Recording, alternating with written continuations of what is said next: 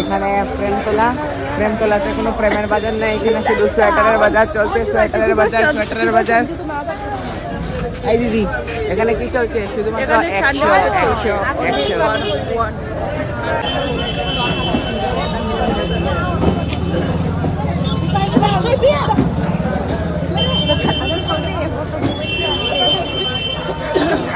বন্ধুরা বুঝে যাওয়ার অনেক ফ্রিতে দেওয়ার যেরকম বিল, কিন্তু আসলে সেটা বড় কথা নয়। এখানে কিন্তু সব ভালো দাম দিয়ে কিনা হচ্ছে।